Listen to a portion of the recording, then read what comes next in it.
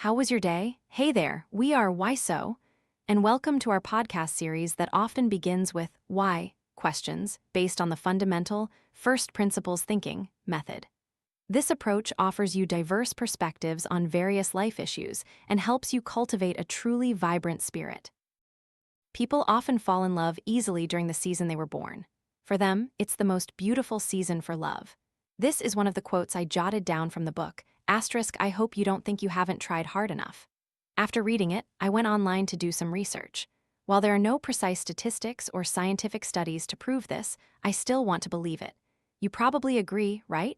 I was born in December, and many of my friends have confirmed they feel the same way. It's like when we were kids, we believed that eating carrots was good for our eyes, or that sending a letter to Santa Claus would get us presents. Even without knowing if it was true, we clearly still did it. So, why do we tend to believe things that haven't been verified?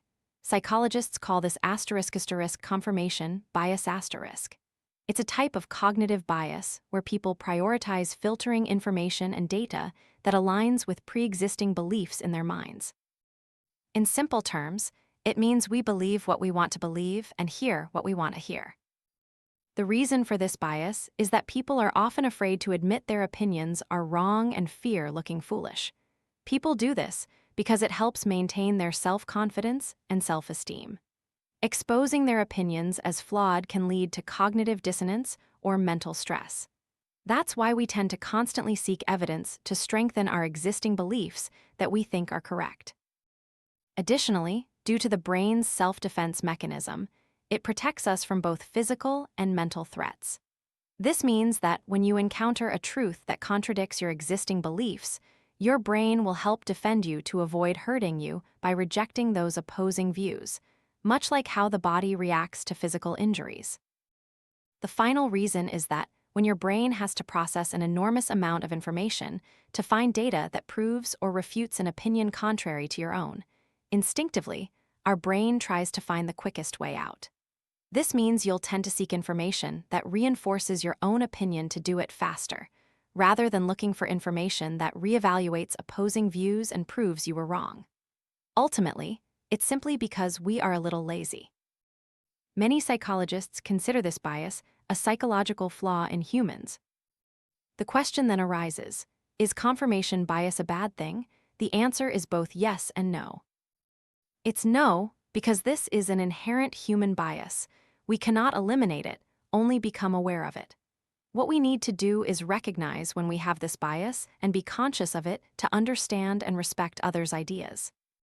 It's yes, because clearly, when we are subject to these biases, our personal judgment of events and phenomena will be severely affected. This can lead to deep conflicts or discomfort for both themselves and those involved in the debate. This way of thinking can also lead to the formation of prejudices against race, religion, gender, or economic class divisions. When faced with counterarguments to our entrenched views, two scenarios usually occur: fight or flight. Fight means you will battle to the end to reinforce your existing beliefs and try to prove you are right. Flight means you will retreat to avoid truths that cause conflict in your own thoughts. So, what is the most reasonable solution to deal with this bias? First, ask more questions that challenge your beliefs to reconfirm information. You can pose hypothetical situations, like, why do the opposing views think that way?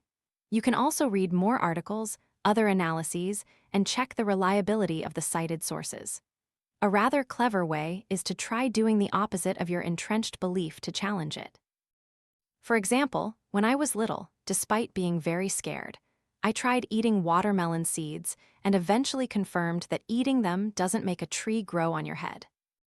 Second, accept that everyone makes mistakes and accept opposing views. Embracing differing perspectives will help you broaden your own outlook. Gradually, we will think more deeply and thoroughly.